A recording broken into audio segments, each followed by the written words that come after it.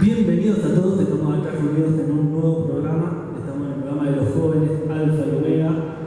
Hoy tengo un tema muy bueno para hablar y quiero introducirlo dirigiéndonos a la palabra, dirigiéndonos a un versículo que está en Primera de Juan, capítulo 4, versículo 10, que dice: en esto consiste el amor, no en que nosotros hayamos amado a Dios, sino que Él nos amó y envió a su Hijo para que fuera ofrecido como sacrificio por el perdón de nuestros pecados. Creo que todos conocemos la frase que dice: Él nos amó primero.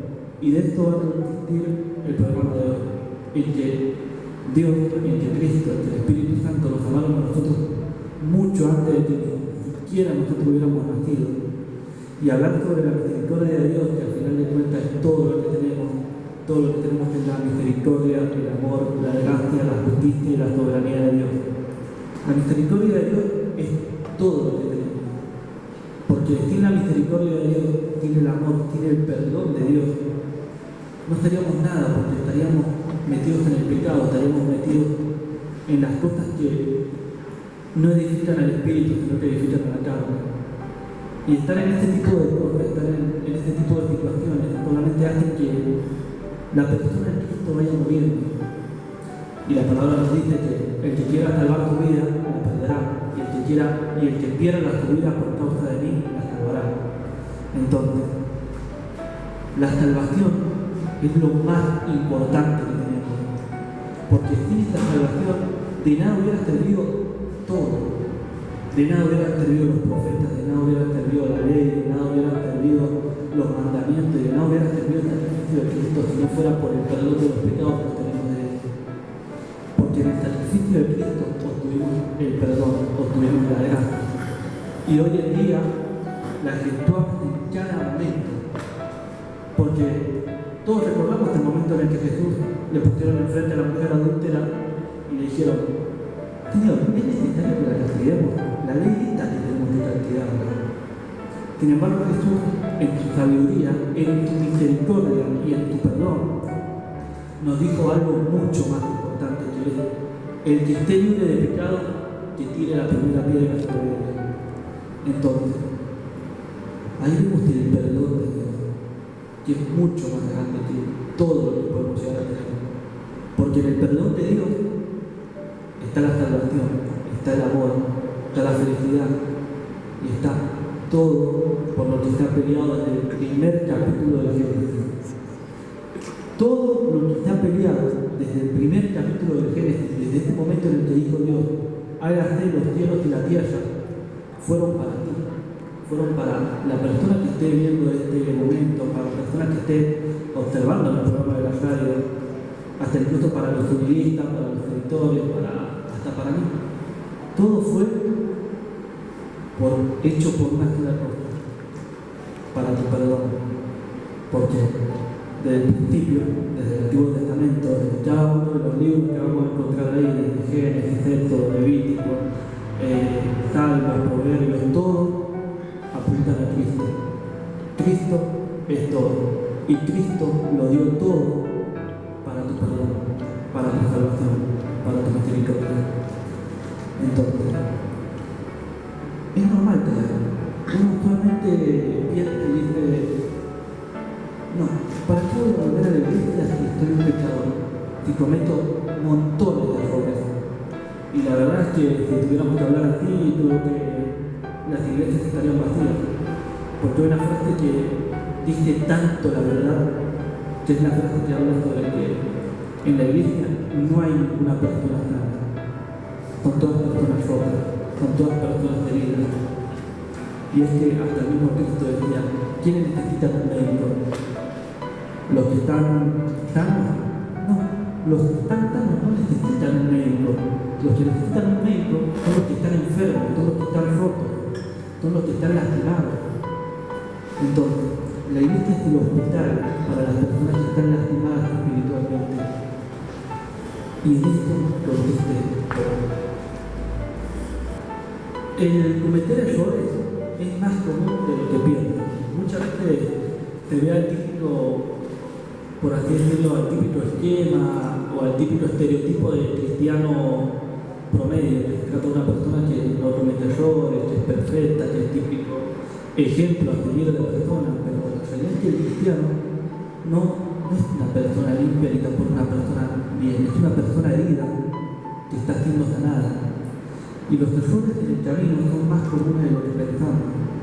Todos cometemos errores. Yo cometo errores, los editores cometen errores, cada una de las personas que van a la iglesia y que está fuera de la iglesia cometen errores.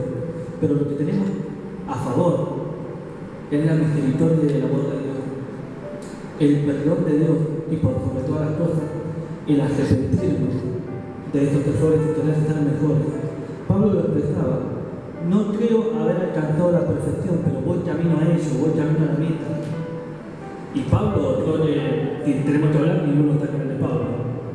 Ninguno de nosotros hizo las cosas que hizo Pablo, ni se atrevería a sufrir la mayoría de las cosas que sufrió.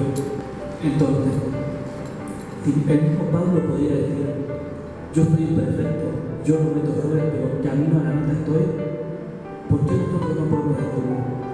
¿Por qué nosotros en este momento no podemos trabajar y decir: y mirá, estoy imperfecto, yo cometo errores, soy un pecador, pero camino a la perfección estoy, a la perfección en Cristo? Porque hasta el mismo Pablo decía: sed imitadores de Cristo, sed imitadores míos como yo lo soy de Cristo. Entonces, capaz alguno me diga: bueno, ¿y qué tenés para fundamentar esto? Hablemos de Pedro, el apóstol Pedro. Creo que cuando hablamos de Pedro, existen dos tipos de personas: las personas que van a hablar de Pedro que estaba en Hechos de los Apóstoles, o las personas que van a hablar del Pedro que estaba en los Evangelios. ¿Y por qué los divido? Porque el Pedro de Hechos de los Apóstoles era un Pedro ya cambiado por el Espíritu Santo, cambiado por la misericordia y el amor de Dios. Bueno, el Pedro que vemos en Hechos de los Apóstoles es, por así decirlo, la representación de alguien cambiado en Cristo, la representación de una nueva criatura. Nosotros tenemos la cualidad, por así decirlo, de que en todas las reuniones siempre que viene alguien nuevo le compartimos el versículo que está en 2 de Corintios, de modo que si alguno está en Cristo, nueva criatura es, las cosas viejas pasaron, y aquí todas son hechas nuevas. Entonces, el Pedro que vemos en Hechos de los Apóstoles es un Pedro que cambió por el Espíritu Santo, pero tuvo que pasar por montones de cosas para llegar a esto. Vemos a Pedro en Hechos de los Apóstoles como un Pedro que está cambiado, como un Pedro que lo vemos y decimos: wow, el apóstol Pedro, el que cuando vio a un paralítico que estaba enfrente de las puertas del templo le dijo: no tengo plata ni oro, pero lo que tengo es oro, levántate y anda. Y lo levantó y el paralítico empezó a caminar. El apóstol Pedro, el cual lo vemos en Hechos de los Apóstoles, y vemos cómo sanaba con su sombra. Qué cosa maravillosa, ¿no?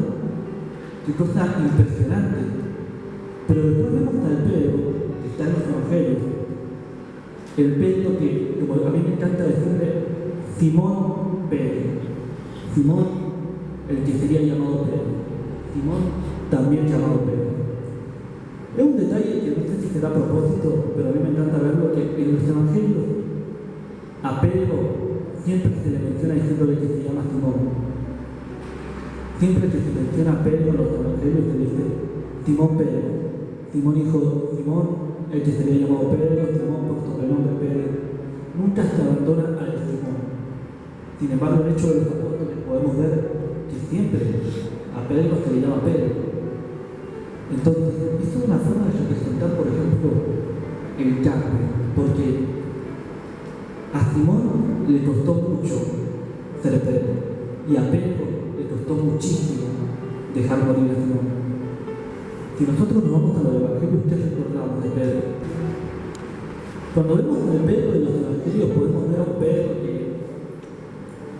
fallaba muchas veces, que se caía incontables ocasiones, y muchas más que capaz no tenemos en los Evangelios, porque no sabemos también todo lo que tuvo que pasar, todos los errores que cometió. Tenemos unos cuantos. Pero si nos vamos a los hechos, podríamos decir que el apóstol Pedro fue el apóstol que más falló, el apóstol que más cayó. ¿Por qué? ¿Qué recordás de Pedro?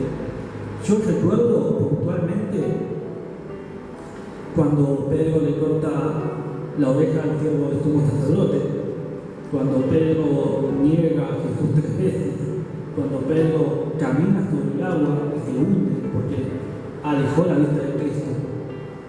Entonces estamos viendo a un Pedro que falla. Y si el apóstol Pedro falló, ¿cuánto más o cuánto menos podemos fallar nosotros? Nosotros no estamos exentos de fallar. Lo que definió a Pedro y lo que sin duda define a todo cristiano es que cuando fallamos tenemos la valentía de levantarnos, tenemos la valentía de agarrar, ponernos de pie y seguir adelante en el camino. Porque, ¿para qué te vas a caer?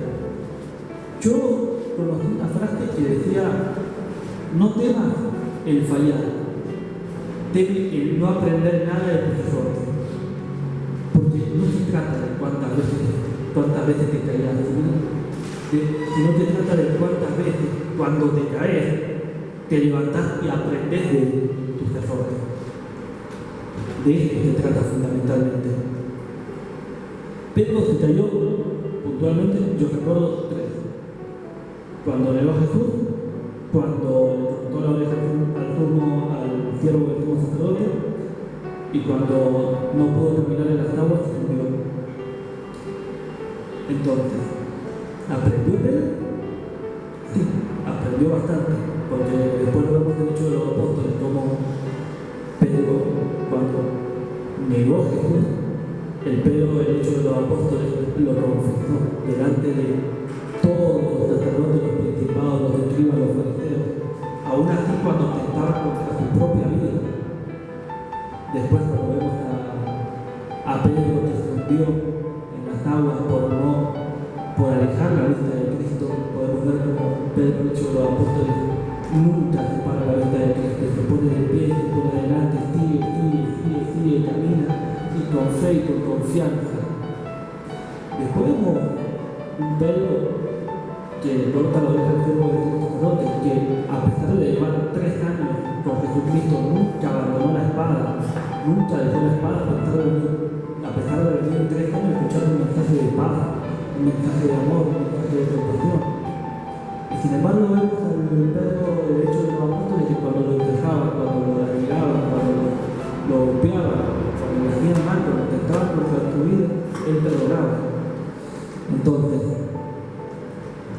Pedro aprendió de sus errores. ¿Y esto por qué tiene que ver con la misericordia de Dios? Porque la misericordia de Dios es que Él nos perdona y Él está ahí cuando nos sentimos afligidos. Cuando cometemos un error, lamentablemente es el momento ideal para el enemigo, para venir a atacarte, para venir a ponerse delante de ti, para señalarte y decirte: vos pecaste, vos cometiste un error, vos te caíste, vos hiciste mal.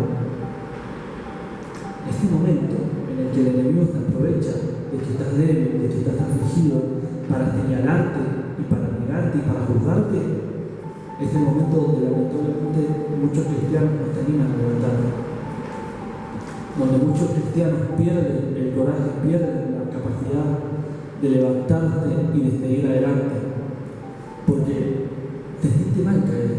Lamentablemente, el momento en el que el enemigo se aprovecha de tu debilidad, de tu caída, de tu pecado, para juzgarte, para mirarte, para señalarte, es el momento donde muchos cristianos pierden la batalla, por así decirlo.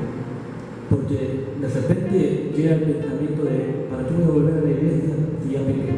¿Para qué voy a volver a la iglesia si no he cambiado? ¿Para qué voy a volver a la iglesia si nada ha cambiado en mí? Si sigo cometiendo errores, si sigo fallando.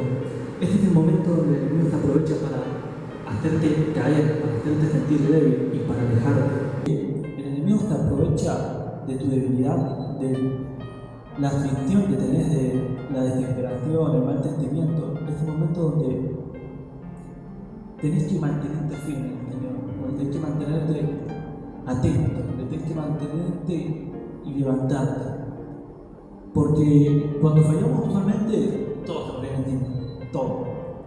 Vamos a tener a nuestra familia echando a lamentar a los errores que tengamos, vamos a tener hasta incluso lamentablemente Esto sucede en la iglesia, esto sucede en la casa, sucede afuera. Siempre vamos a tener razones para recordar ese mal y para sentirnos mal. Pero tenemos un Dios de misericordia que por sobre todas las cosas es capaz de perdonar nuestros errores, es capaz de perdonar nuestros pecados.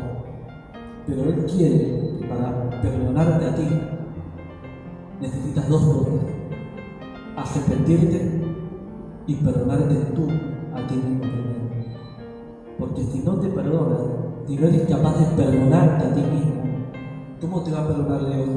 ¿O de qué va a servir si vas a seguir sintiéndote mal, vas a seguir sintiéndote una basura, sintiéndote que no vales?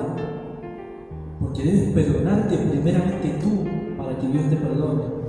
Debes aceptar el perdón de Dios. Porque si no, no vas a sentir nada.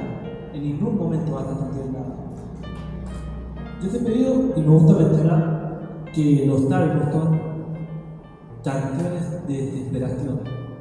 Hay muchos que son de alegría, pero hay gran cantidad donde son salmos que hablan sobre las aflicciones, sobre la desesperación, sobre el miedo, sobre el sentirse afligido.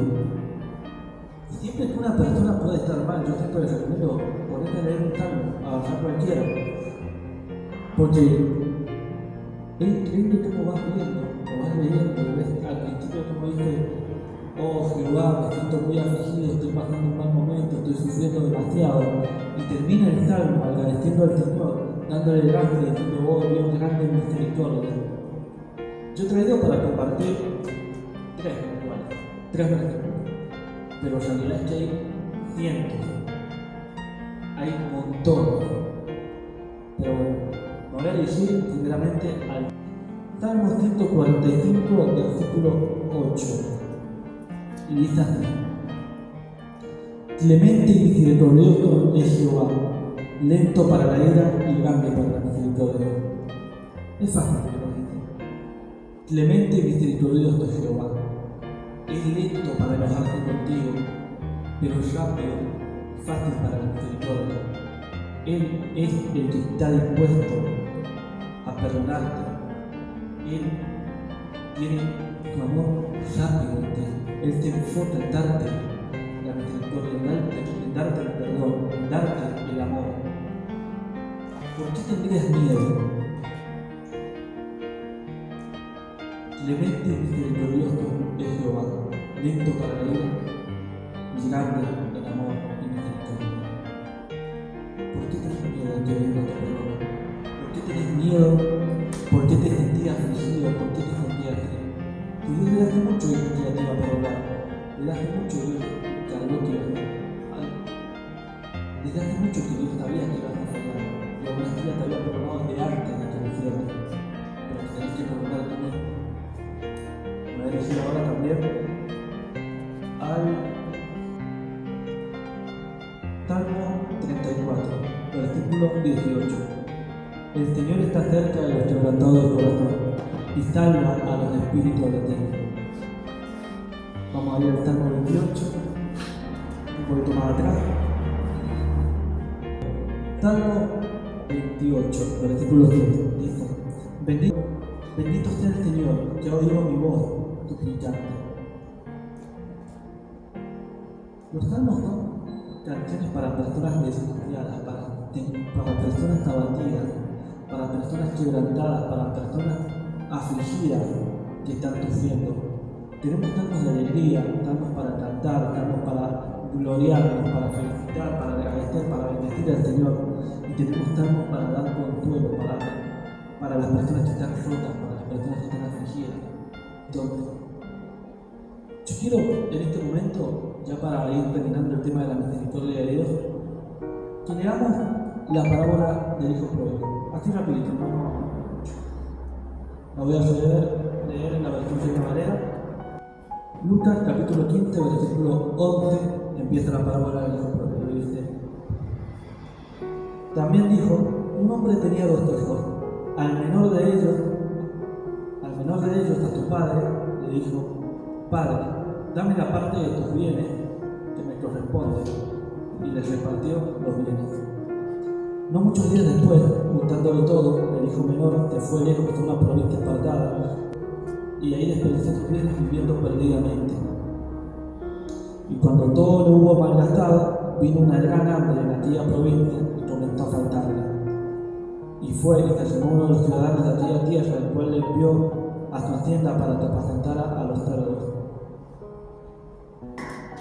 Este hijo primero falló, porque apenas empieza la parábola, apenas empieza el ejemplo, la historia del hijo pródigo, nos cuenta que el hijo pródigo primero fue a su padre, con condescendencia, con arrogancia, le dijo que le diera todos sus bienes que le correspondían en tu herencia. Y en el momento en el que tuvo todos los bienes, el padre que como le correspondía se los dio, él se fue a otra provincia apartada del pueblo y se malgastó todo lo que había recibido, malgastó todo. Y dice la palabra que en esa provincia llegó un gran hambre, y ese gran hambre empezó a hacerle que él sintiera la falta de dinero, empezar a ver la necesidad que tenía, empezar a ver que ya lo que él tenía, el dinero que había conseguido, que había dado la herencia, ya no le servía, se quedó sin nada, perdió todo. Y en ese momento en el que pierde todo, se sintió afligido, trató de buscar trabajo, no consiguió nada, consiguió para apacentar cerdos, y ese trabajo no le convenía porque él no sabía hacer nada. En este momento, en el versículo 18 dice: me levantaré e iré a mi padre y le diré: Padre, he pecado contra ti y contra el cielo. Ya no soy digno de ser llamado tu hijo, hazme como uno de tus jornaleros. Levantándose, vino a su padre, y cuando aún estaba lejos lo vio a su padre, y fue movido a misericordia, corrió y se echó sobre su cuello y le besó. Increíblemente, el padre, a pesar de que el hijo lo abandonó, le pidió la mitad de la herencia, la malgastó, se olvidó, el padre aún así cuando lo vio, se corrió en misericordia, tuvo compasión de su hijo, fue, se acercó y lo abrazó. Fue corriendo a donde lo vio el hijo y lo abrazó y lo besó. ¿Cuánto más el Padre que está arriba en los cielos no correría hacia ti, te abrazaría y te besaría cuando viera que vuelve? Y el hijo pródigo se había equivocado muchísimo, cometió muchísimos errores.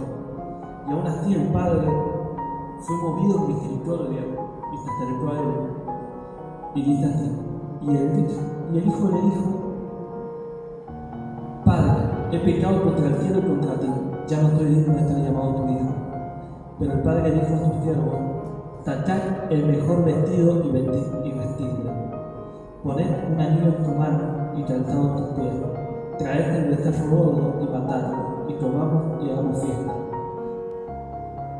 Porque mi hijo muerto era y ha revivido, se había perdido y ha sido hallado, y comenzaron a regocijarse. La historia del hijo pródigo nos enseña cómo un hijo falló, cómo un hijo se equivocó, cómo un hijo tuvo errores, cómo le faltó el respeto a su padre, le pidió la herencia y se fue. Y cuando se fue, se gastó la plata en la vida loca. Se gastó la plata en vivir, en fiesta, en esto, en aquello, no sé en qué se habrá gastado el dinero, pero lo malgastó. Y cuando llegó el hambre a la provincia, él no tenía nada. Y tuvo que ir a buscar un trabajo solamente para apacentar a los cerdos. Pero el hijo pródigo tomó una decisión que no muchos toman por cobardía, que es la de decir: me levantaré e iré a mi padre y le diré: Padre, he pecado contra el cielo y contra ti. No me consideres tu hijo, considérame uno de tus siervos. ¿Cuántos de nosotros cuando nos equivocamos somos capaces de levantarnos, de ir al Padre y pedirle perdón? Y no solo pedirle perdón, sino también decirle: voy a trabajar para esforzarme y pagarte lo que te debo.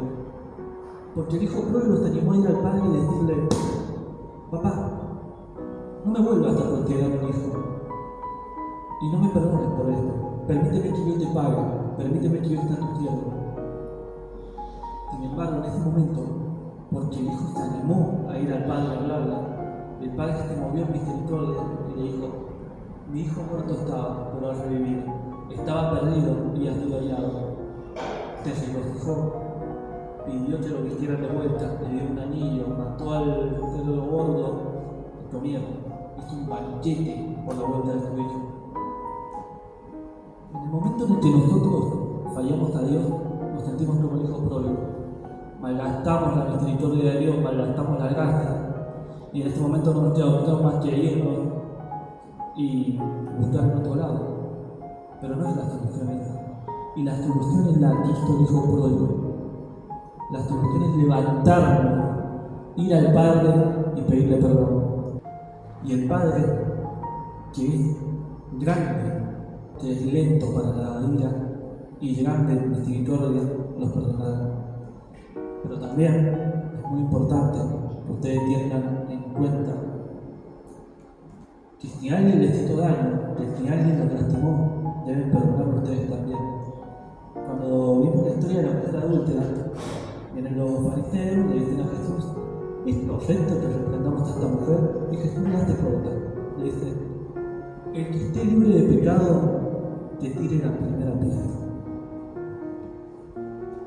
El perdonar es tan importante como el ser perdonado, y el perdonar es tan importante como arrepentir. Perdonen tus pecados y que les serán perdonados los tuyos, que es lo que enseña la palabra. Entonces, si no perdonamos a los demás, ¿cómo vamos a esperar que alguien nos perdone a nosotros? ¿Cómo vamos a esperar que Dios nos perdone a nosotros también? Muchas veces se trata de pedirle perdón a Dios, de pedirnos perdón a nosotros mismos y de perdonarnos, y de pedirle perdón a los demás, a quienes se hayan visto afectados por nosotros. Entonces yo te invito a que puedas orar, a que puedas meditar, a que puedas tomarte el tiempo,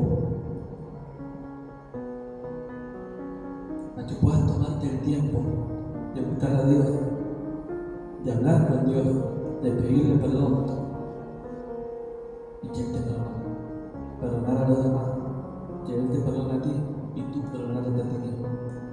Les agradezco que hayan acompañado a este momento. Es la primera vez que grabamos hasta acá y la primera vez que grabamos con una cámara fotográfica. Si notan la calidad, cómo se cambió la calidad por esto. Pero seguramente para el siguiente programa va a estar todo más mejorado.